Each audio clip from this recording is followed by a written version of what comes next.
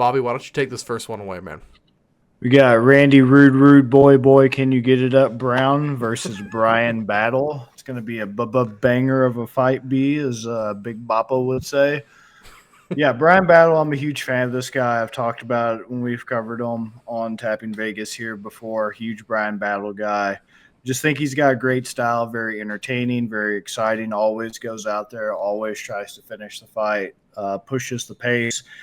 And he's got that rare combination, right? Of not only is he good at the game of fighting in terms of, the physical attributes and his striking and, grappling and things of that nature, but he's also really good at the promotion side. He's also really good on the mic. He's very creative. He's witty.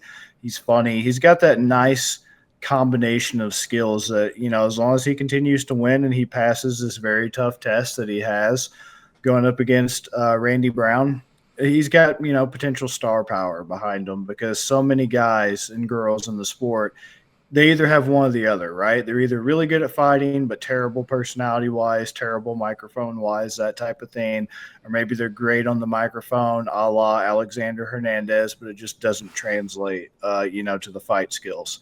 So Bryan Battle has both. Randy Brown, I get Randy Brown's been doing a lot better since his loss to Jack Della Maddalena February last year, where he got rocked and then choked out as a result of being rocked on the feet. And he's been on a 3-fight win streak since then. Unanimous decision over Wellington Turman, round one punch win over Salikov, unanimous decision this past June over Elise Zaleski dos Santos. But I mean, yeah, I get it's a 3-fight win streak, but I'm just not impressed by him. I just can't lie. I just really like Bryan Battle. I really think Bryan Battle is the next guy coming up here in this division in welterweight. I think he definitely has a place. He has the opportunity to continue to make a name for himself. I mean, he's still young. He's only 30, 11 wins, 2 losses, 77-inch reach, 6'1". Randy Brown's taller, only 1-inch reach advantage going for Randy Brown. 4 years older, nothing significant there, but I mean, Bryan Battle's coming off of punches in round 2 in enemy territory in Paris this past September against Kevin Jousset. No contest over Ange Lusa. We already know how that would have went. AJ Fletcher, rear naked choke. Gabe Green, right hook. The guy's just been on tear. Only one UFC loss to Rinat Fakhretdinov December 2 years ago. Unanimous decision loss. No shame there. But everybody else, man, Takashi Sato, Tresean Gore, Gilbert Urbina, dude's just been on a tear in MMA. And I think that continues. I think Bryan Battle gets it done. I think it's primarily going to be a striking affair. It's going to stay on the feet. Bryan Battle is just going to kind of use his good boxing to get in close on Randy Brown.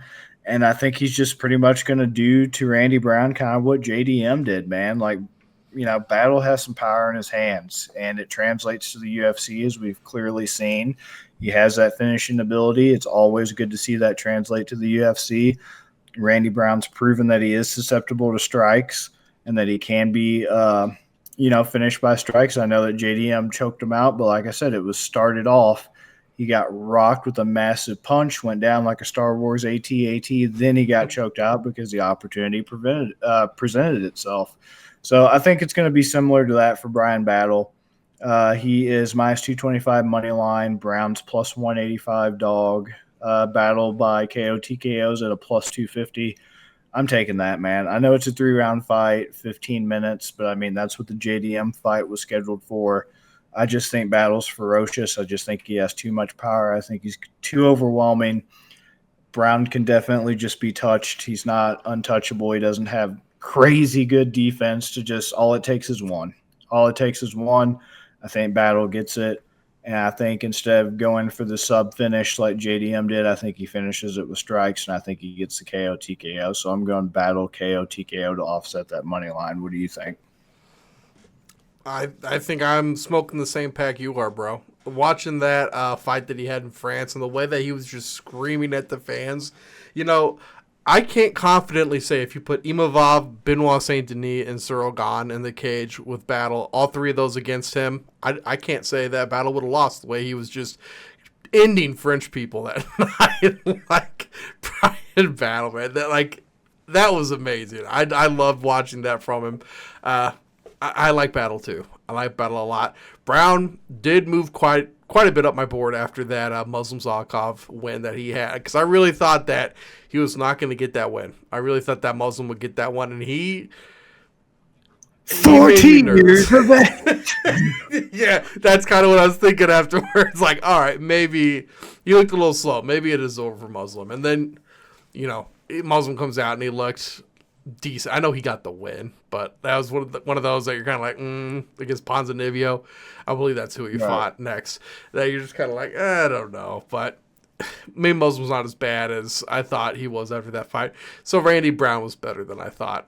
But I just don't think he's going to be Battle here. Battle's just so good. Battle's on one right now. Everybody he's fought lately, he's just put the pedal to the metal with them. And so I like it too. I will go Battle money line because you already took the method. So I'm just going to play it safe. We'll get out of there with the win.